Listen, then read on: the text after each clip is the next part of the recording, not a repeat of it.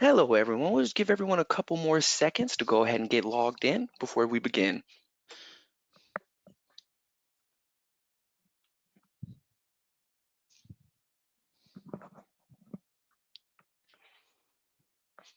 All right, and hello everyone, this is D. London along with Nick Viferic, and welcome to the Trimble Business Center Power Hour, where we talk about all things TBC and TBC related. I'm excited today because we have a special Power Hour for you, but we do have all attendees in listen-only mode. But we welcome all questions and comments, so feel free to type those into the Q&A tab at the bottom of your screen, and our reps will respond accordingly. During today's team webinar, the team will discuss not just TBC, but how a variety of Trimble hardware and software solutions are implemented into Trimble's construction continuum model for the entire design, build, and operate lifecycle of a project. The project, which will be the largest roadway in Cambodia, when operational in 2023, will connect the capital to the coast, some 190 kilometers or 118 miles, and include over 100 bridges and overpasses, rest stops, gas stations, and not to mention have contractors from different countries all working together. Next slide, please. With us, we have a group of Trimble's best and brightest for you today. So presenting today will be Dwayne, Rosie, and Jake Evinger. Next slide. Along with panelists Ed Chappelle and Sanjeev Saha. So without further ado, I would like to transition to our presenters to lead us into this amazing journey. So Dwayne and Jake, thank you so much and your team for joining us today. Thank you, Delinda.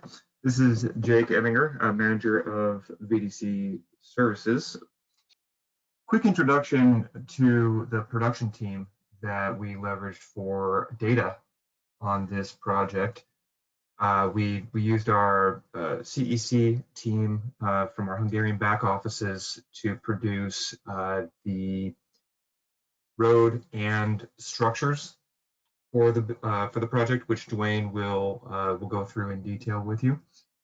We used a variety of software on this project, which made it more complex than usual, and leveraged both Trimble internal software as well as external software to align with customer workflows.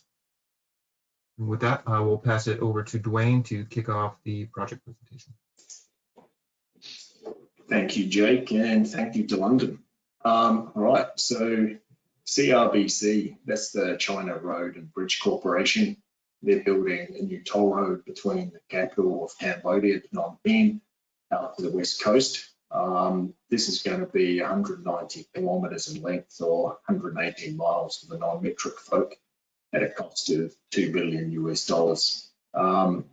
The normal reasons for building this road apply in terms of improving trade via lowering time to bring goods to the market, etc. CRBC is one of the largest engineering and construction firms globally. They operate in Asia, Africa, Europe, and South America presently. In this case, there's also a large safety and social impact to the project with a drastic improvement to be gained in local infrastructure.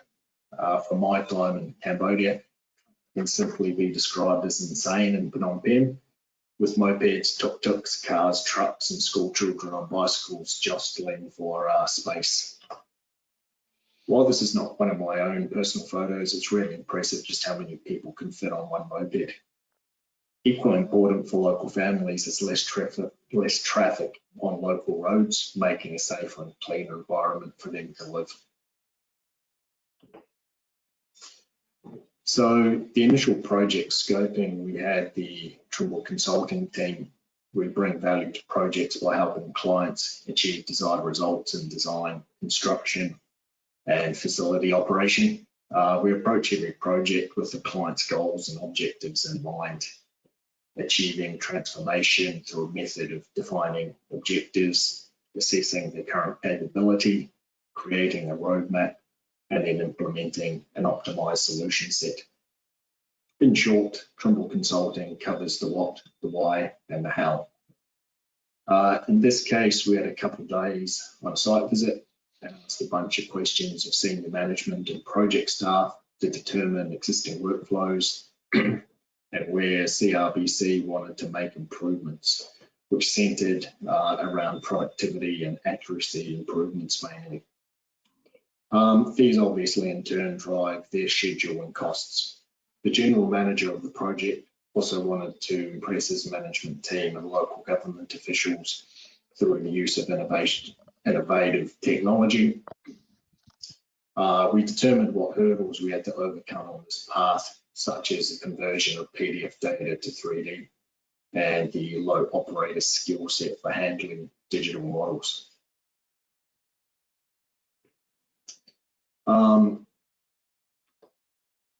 With these factors in mind, we then created a solution proposal for the customer based on hardware working within the Trimble connected site.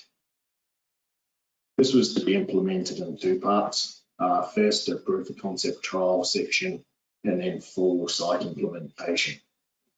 We created a 31-page document that I've summarised today into one slide with some pictures. I hope everyone is fine with that overview.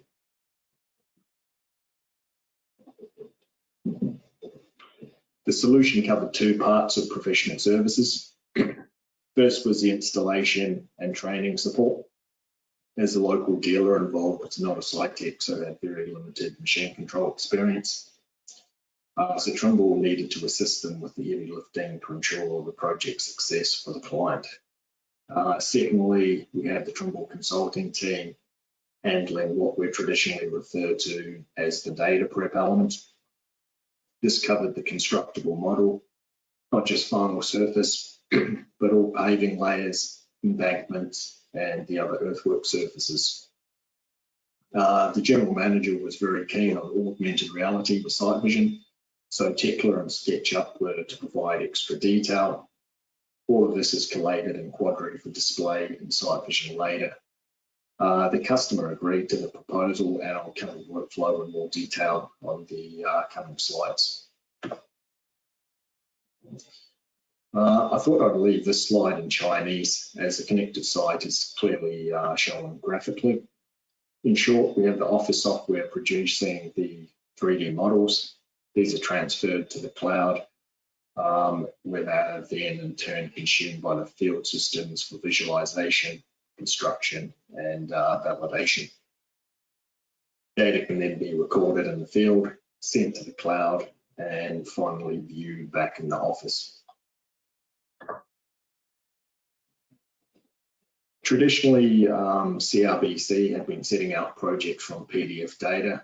I trained as a surveyor about 20 years ago, and it's been 15 years since I myself was setting out any projects on site via PDFs, and I don't miss that one bit. Switching to machine control obviously requires a 3D model, which makes data interpretation far simpler for those people in the field. Our back office team took up the challenge of converting a bunch of PDF data to 3D. I happily admit this wasn't all plain sailing. As you've probably picked up, I speak English with a funny Kiwi accent. The back office team speak great English, but are based in Hungary. Our local dealer is based in Thailand, and the customer is Chinese while working in Cambodia, which is quite a combination. Throw in the COVID-19 pandemic, and we were certainly up against it. Thankfully, our colleagues at Trimble China could translate the data for us where needed and liaise with the client. It's also worth mentioning that the creation of a 3D model highlights any errors in the original design intent, so this created some questions on how the data should be modeled. This workflow proved to many people that remote data conversion is not only possible, but very productive. Along with the PDF data, we were also provided with limited CAD data. This was predominantly 2D and unfortunately contained no arcs. Ideally, we could have remodeled the alignments with arcs, but the customer wanted us to use the provided CAD data. So you can see all the CAD straights on the alignment editor on the right-hand side of the screen. I hope that everyone on this call is sold on the benefits of a 3D constructible model already.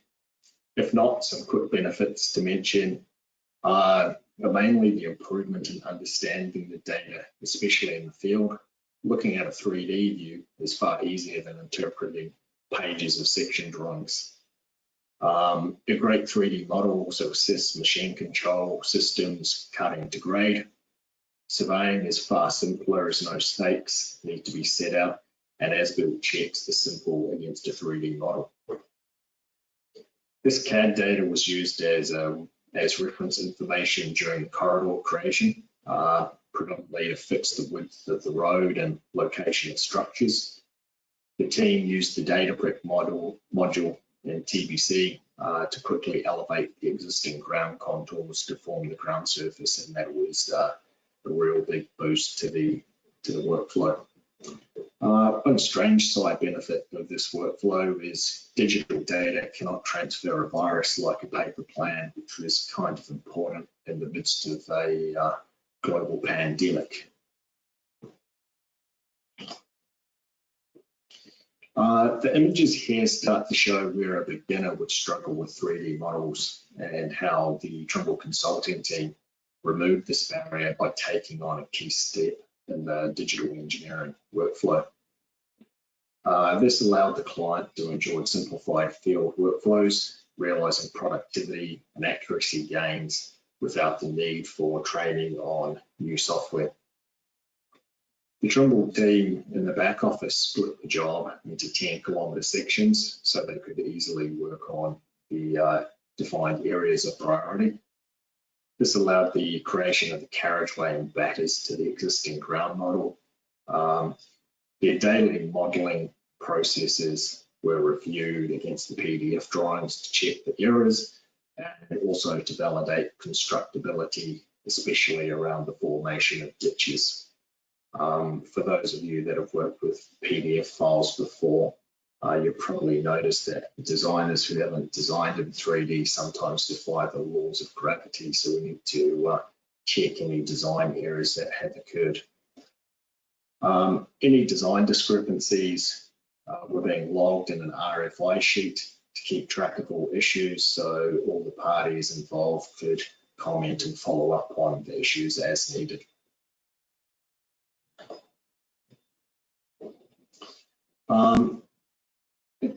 Then the next step was really adding the material layers to the corridor.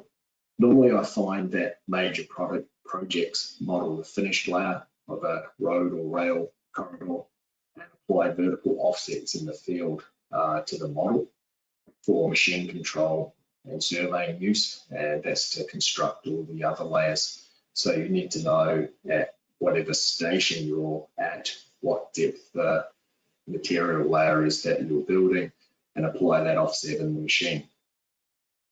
In this case, we modeled all the pavement layers with their respective materials. This was using the Material and Site Improvement Manager in TBC. This was so that the layers could be used for simpler machine guidance in the field. By that, I mean that no offsets needed to be entered by the operator in the field. This in turn simplifies the filtering process in VisionLink later, which we'll get to on another slide. The different road layers are also useful for quantity calculations and very much for the visualization element in Site Vision, so you can filter between the different layers in the design model.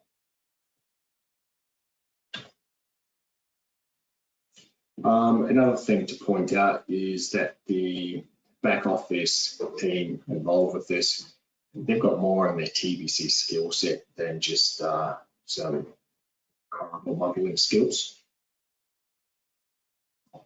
The service and parking areas were ideal candidates to showcase this. The service and parking areas were created using the takeoff workflows in TBC. For those not familiar with that, the assorted materials that you're going to use on the project are created in the Material and Site Improvement Manager, which you can see in the screenshot there. The subgrade improvements are then compiled with the respective material thicknesses. These improvements are then applied to define boundaries within the model that allows TBC to generate the pavements and the bottom of the formation surfaces based on the improvement thickness.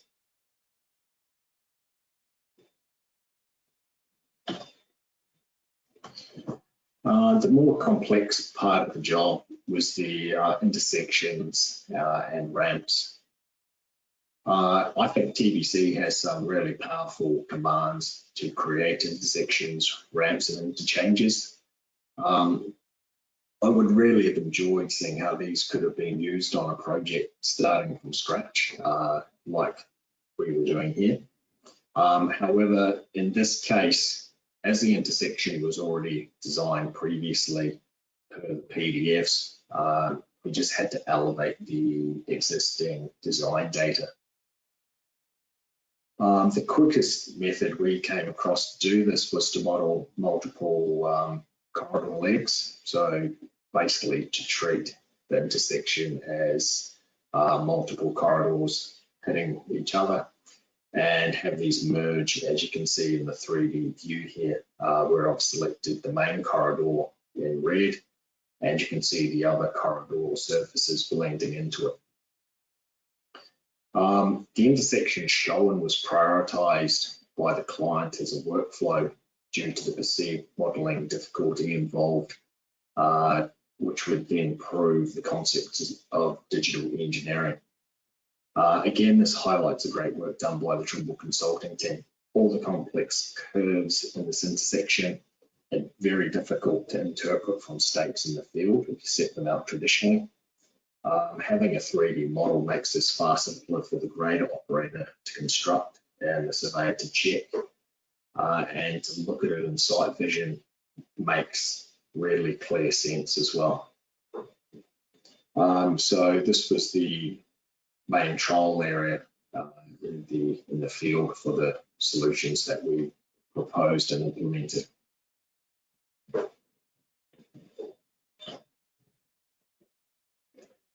As you probably noticed with interchanges and ramps and that, there's a lot of bridges and structures that are involved.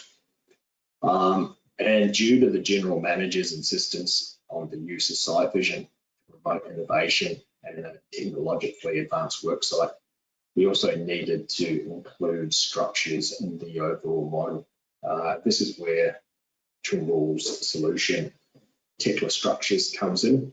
The project included 111 bridges and 424 culverts.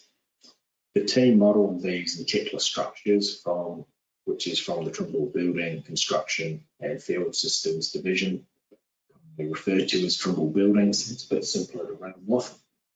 And these structures were modelled for visualization purposes only and were not for construction. So it's important to point out that the images I have on screen are not as complex as they could be if they were designed for construction. So there's no rebar and other detail included in these models. However, this still had great benefits other than the visual element in sight vision, which I'll get to shortly. But first, I'm going to do a bit of a shameless advertisement for Tekla. Tekla Structures is commonly used for detailed modelling to the millimetre of all the materials making up a structure, such as rebar, bolts, beams, etc. It's a really great solution to create a model that you can then send to fabrication and have the necessary objects in the model built ready to install on site with the peace of mind that objects will fit together as designed, because what you have in the model is what you get in the field. It's not conceptual, it's full design down to the millimetre. As mentioned earlier, we didn't need to go to this level of detail on the Cambodian project, and the images on screen are not from the Cambodian project. These are some images of other project work carried out by the consulting team using Tekla Structures, just to showcase their talents. That's the end of the Tekla advertisement. Back to the Cambodian data set. The 3D data prep, which was enabled by Technostructures and the culverts and bridges that we saw 2 screens ago. I think the main benefit of having structures in TBC is for the validation of the earthwork surface models near the structures. The structures look really cool in TBC, but they serve quite a practical purpose. So the bridge and culvert models allowed the consulting team to model the abutments and the ditches beside each structure, as you can see in the images here. Surfaces near the culverts could be verified before construction, for example, that water flow is correct. So in the far right image, you can see the flow arrows on the surface. The flow arrows are available by adjusting one of the drop downs in the surface properties for those of you that aren't aware of that feature within TBC. That's just an option on the properties pane. This is far faster and cheaper to validate in the office before construction to ensure water flow is correct, rather than constructing it in the field and noticing the water flow is wrong after you've already poured the concrete. I think I'm probably not alone in witnessing mistakes like this occur in the field when data is not checked in advance.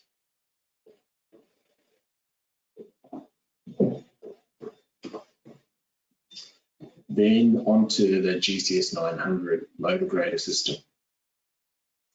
I love machine control, and having a great model on the machine really improves the results literally on the ground. The operator buys into the system and everyone gets on board as they can see in front of them literally the model being cut into the ground in the field. In this case, we saw what I would term normal improvements caused by machine control. Productivity and accuracy of subgrade construction rose dramatically on the section with machine control in use. The construction managers noticed and now want more 3D grader systems on the site. I can't pretend that everything was perfect. The grader needed to cut a subgrade surface that wasn't in the PDF data, but thanks to the Trimble application engineers in the field, this was reported as per the sketch at the bottom of the screen and quickly modeled by our back office team to allow easier construction on site, which was really good turnaround. Currently, the site is having a 3-month break due to monsoon season, so there's quite a lot of rain hitting Cambodia, so the site shut down for 3 months. So they'll be getting back into that later in the year with more systems on the project.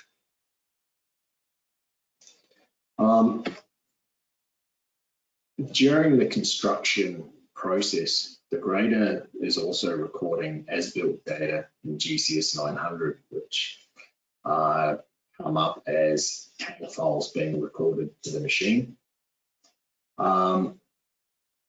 If you're not familiar with tag files, basically what we're doing there is recording 5 times a second the XYZ location of each blade tip in this case, or it could be the drum of the compactor.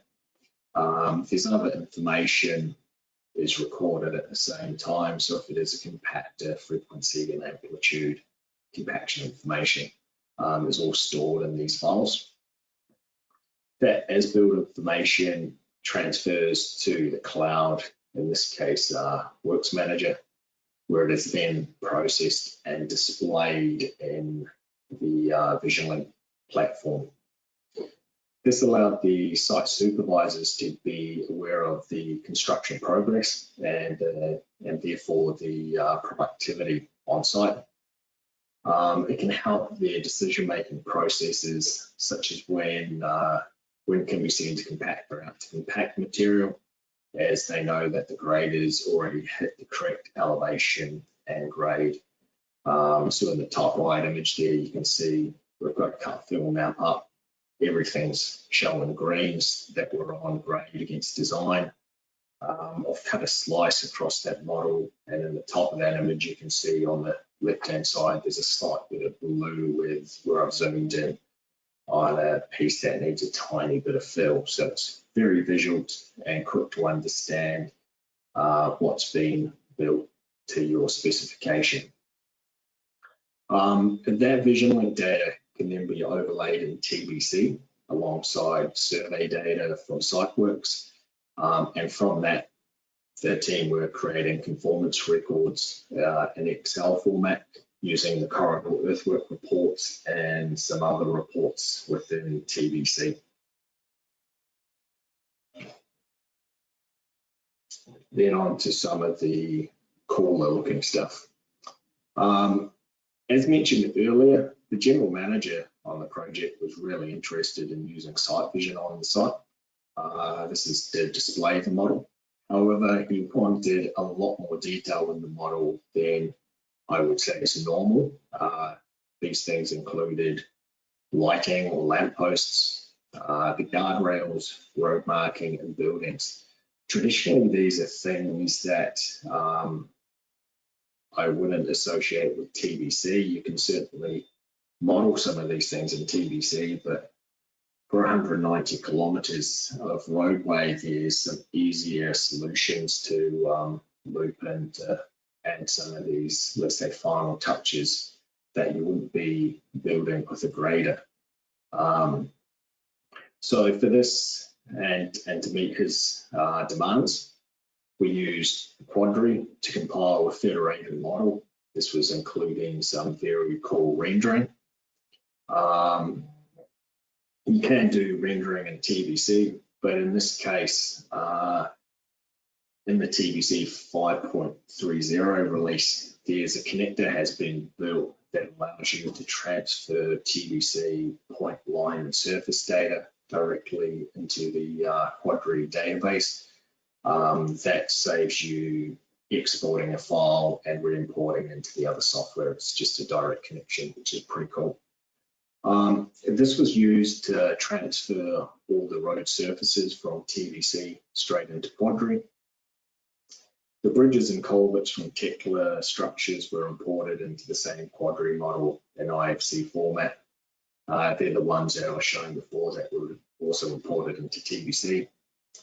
The street furniture, such as lights and signs, were modeled in SketchUp and imported into the collaborative model in Quadri, along with a gas station and a toll booth, or petrol station for those that are listening in from Europe.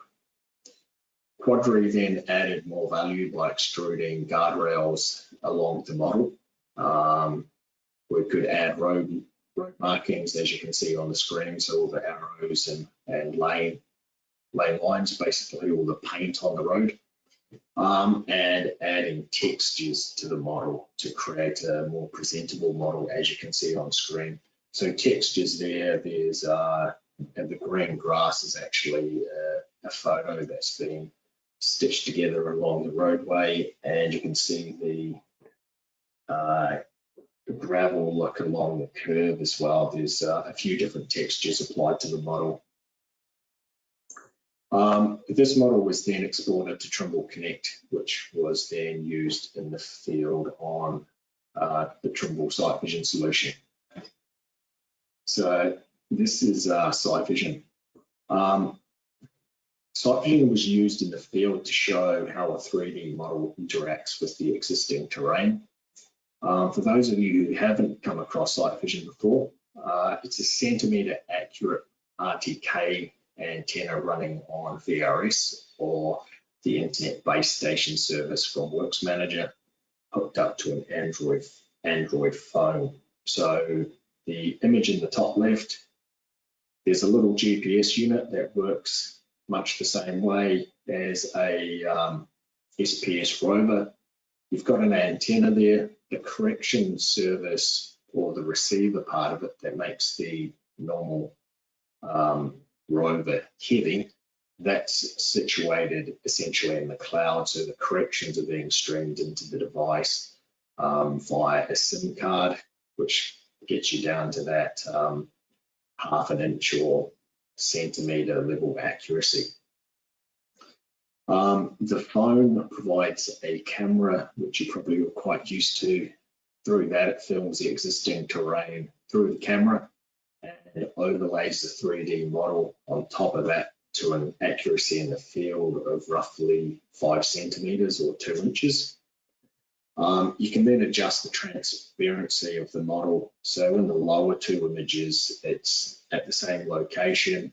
There's a slide bar in the bottom right of the screen, adjusting the transparency. So basically you can check progress of the construction of the design against the existing terrain. You can record measurements in the field to determine the fill, for example, which you can see in the top right. So you can measure with either the GPS or there's a laser, an EDM built into the hardware to shoot objects that whether you don't want to walk somewhere or it's unsafe to do so, you can take shots of recommended will be 20 meters to determine cut film between objects. You can turn different model layers on and off. So in this case, that could be the subgrade or the final asphalt layer. You could flick through the various layers in the road. It also includes CAD layers, so that can include, say, the bridge objects. You could turn off the beams, for example. Senior management really love this on site for being a very simple tool, and it's an accurate way to convey the design information to the Department of Transportation, amongst other people. It's also great for anyone else on site to quickly figure out what needs to happen without wading through a pile of paper plans and trying to interpret that yourself. With that, I'm going to hand back to Jake for a couple of slides to talk about the rendering element. Thanks, Dwayne. So in addition to the constructible data that we built for this project, there was a marketing component to it as well. And so being able to leverage the same data set for machine control, for in the field validation, for the use of site vision, but then also be able to extend that data into, in this case, 3D Studio Max to create photorealistic rendering with lighting and textures and shadows and things was one of the interests that we had with the owner on this job. So the data that we assembled in Quadri, a composite of Earthworks data coming from a business center, some structures coming from Tekla, and site furniture coming from SketchUp, was all assembled in Quadri and exported out as a single model into the 3D Studio Max environment for rendering purposes. So this is a shot of the gas station, petrol station, and the tolls at one of the major intersections or interchanges in the first segment that we were working on. Dwayne, if you could advance to the next slide, please.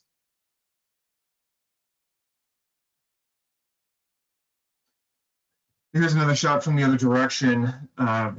We applied the sign work and road markings in Quadri, and a lot of the texturing in trees and landscape for the surfaces was all done in 3D Studio Max. And final slide, please, Dwayne. In addition to rendering static images from the model, we are also working on producing a rendered video with this content for use in presentations by the CRBC team. Thanks, Jake. I'll just quickly point out there that unfortunately we were not able to source a better aerial image of the existing ground, so that still could be improved, because I personally think that the roadway model here looks really awesome, but then the image of the existing ground kind of doesn't fit in with the rest of it. So that's something we're going to try and source to improve these images in future. Due to some local rules, that's not always as easy as throwing up a drone and recording your own data. On to the feedback. For those of you who are interested in the client feedback direct, I'd highly recommend you check out the video Troy Rigby posted on LinkedIn recently. Troy's spelling is up in the top left. The video really clearly shows off the workflows that were presented today. It is in Chinese, but I think the positive message comes across. There's some screenshots there showing the grader in action as well, so that that's all in the video. It's pretty cool. With that, I'm going to say share. That's almost the extent of my Chinese. Thank you for your time today, listening to what can be made possible with a great model in TBC, and how that can then be extended into other solutions. If you have any questions, we'll be happy to answer them for you now. Okay, thank you guys very, very much. That was a great presentation. Thank you for sharing. It doesn't look like we have any questions coming through as of right now. So what I'm going to do is take this over and wrap this up. We'll be a little bit early, but that's okay for a Wednesday. So here, and okay, so you guys should be seeing my screen now, I'm assuming. See that? Got it. Yes. Okay, perfect. So as always, we're going to wrap this up with just kind of going over some resources that we have available for everybody to learn about Business Center with. First off, we have our 2 web pages. Actually, we just released a brand new web page, so this is going to be updated in the next presentation, but it is heavyindustry.trimble.com. And then going forward, products and solutions, Trimble Business Center is still golden. And then the geospatial website, this is where you're going to get your Business Center downloads, where if you are a new user, you need to get a 30-day code because you want to check out the software. You go in there, fill out your information, and then it will be automatically, code will be generated and sent to you. So that's where you would get that, as well as the latest webinar links, such as these, or customer stories, white pages, and such like that could be found there on each of those pages. We have the YouTube channels. A lot of our power hours have been posted onto YouTube, but there's plenty of great Trimble material in there, including Trimble Business Center and other solutions that you can find and learn how to use and operate directly if you're a do-it-yourself learner. We carry these power hours on the construction side. We do this about once a month. There are some more depending on, life situations that are going on nowadays with how life is. But as of right now, construction's once a month. But do keep an eye out on these various pages. And also for the current Business Center users, we do post the registration for all of these within the news feed, and you should be looking for that about a week prior to any of these meetings. For the most part, we have one at the end last week of the month, and we have one at the mid part of the month itself. So if you kind of keep that in your mind, you'll be able to see all of these if you just keep looking at that news feed. We have our TBC community pages. This is where you can post and reach out to Trimble and to your peers about what's going on out there with workflows, bug fixes, workarounds for said bug fixes, or just ways to make your software better and faster. Please do visit those, sign yourself up, and post as you would like. We have a lot of great content on there as is. So a lot of those questions that you may have probably already been answered, and you could possibly even join that conversation. TBC Macros was released in version 5.0 for all you up-to-date users. This is a great tool to get the job done and done faster than what it's been before. Basic TBC macro can take a 10-step process and boil it down into one. So do check out this macro community page. Last Power Hour, we had Alan Sharp come in and talk about the macros he's been working with Rockpile Solutions. It's very, very exciting, and it does help out your workflow when you start integrating those into it. So don't just ignore that TBC macro pay or a tab in Business Center. Click on it, take a look at it, and explore, ask questions, and then start using it. We have again, another resource for those self-learners out there, the TBC library. This is a great platform where we have videos that walk you step by step through processes of Business Center, as well as provide you with the data and workflows in a downloadable and printable format for some of them, where you can follow along and learn as you go. I kind of touched on this a little bit ago, but for those who are looking for 30-day codes, again, you just have to go to the main download page of Business Center at this time. You fill out your request, that pings our system, and it automatically will end up in your inbox. If for whatever reason you guys have some heavy IT issues that block that code from coming in, please reach out to your local site tech. We will get you that code as soon and as fast as possible. For our next Trimble Business Center Power Hour, we have a customer who actually is on this. And I'm not going to try to butcher your last name, Patrick, but he will be presenting with Alan Sharp and going over how he uses the Create Vertical Design tool that was released, really was our latest model building release that we had. I believe it was over about 6-7 months ago. So please do come and tune in, take a look at what's going on, maybe learn some new tips and tricks. And thank you very much for coming.